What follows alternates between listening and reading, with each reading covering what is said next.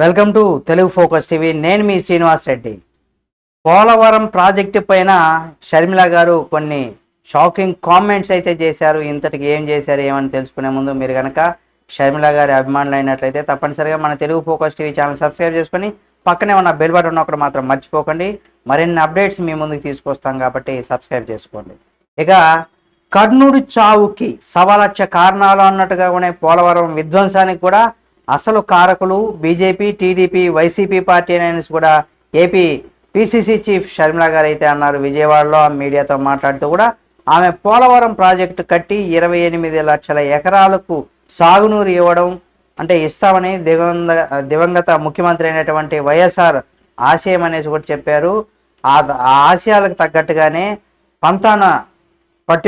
పంతాలు పట్టింపులకు పోయి జననాడి పైన ఎన్నాళ్ళు జరిగిన రాజకీయ దాడి తప్ప మరొకటి ఏమీ లేదనేసి కూడా చెప్పుకొచ్చారు. విభజన సమయంలో పోలవరానికి కాంగ్రెస్ జాతీయ హోదా ఇస్తే మోడీ సర్కారు ఆ బాధ్యతను 10 ఏళ్లకు విస్మరించి నిధులు ఇవ్వకుండా సవతి తల్లి ప్రేమను చూపించిందనేసి కూడా షర్మిల గారు అయితే మండిపడ్డారు.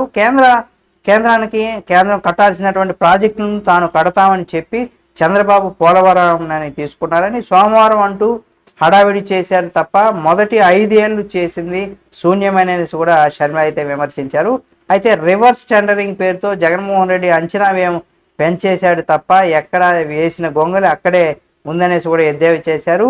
10,000 కోట్లతో కాంగ్రెస్ హయాంలో పూర్తి కావాల్సినటువంటి ప్రాజెక్టును నిర్లక్ష్యం చేసి ఖరీదు అక్షరాలు అయినటువంటి అంటే 76,000 కోట్లకు అయ్యాయనేసి కూడా షర్మిల అయితే వ్యాఖ్యానించారు. ప్రాజెక్టు కట్టాలంటే మరో 5 ఏళ్లు పడుతుందని చెప్తున్నటువంటి ముఖ్యమంత్రి చంద్రబాబు నాయుడు మోడీ పిలుపు తమ చేతుల్లో అంటే మోడీ యొక్క పిలక తమ చేతుల్లో ఉంది. మోడీని మేము ఆ విధంగా పిలుచుకొని మేము ఆ విధంగా చేసుకుంటాం, ప్రాజెక్టును పూర్తి చేస్తామనేసి కూడా చంద్రబాబు నాయుడు గారు చెప్పిస్తున్నారు. మోడీ పిలక తమ చేతుల్లో ఉందన్న విషయాన్ని మర్చిపోవద్దనేసి కూడా సూచించారు. అయితే కేంద్రాన్ని శాసించే అధికారం చంద్రబాబుకు దగ్గరుంది కాబట్టి పూర్తి స్థాయి నిధులను తెచ్చి రాష్ట్రం పైన ఆర్థిక భారం పడకుండా పోలవరం పూర్తి చేయాలనేసి కూడా కాంగ్రెస్ పార్టీ డిమాండ్ చేస్తుందనేసి కూడా వైఎస్ షర్మిల అయితే పేర్కొన్నారు. ఏది ఏమైనా షర్మిల గారు చెప్పిన దాని ప్రకారం కనుక మనం చూసినట్లయితే 100% ఇందులో ఎవరు తప్పు చేసినా ఏం చేసినా పోలవరం ప్రాజెక్ట్ అయితే పూర్తి కాలేదు.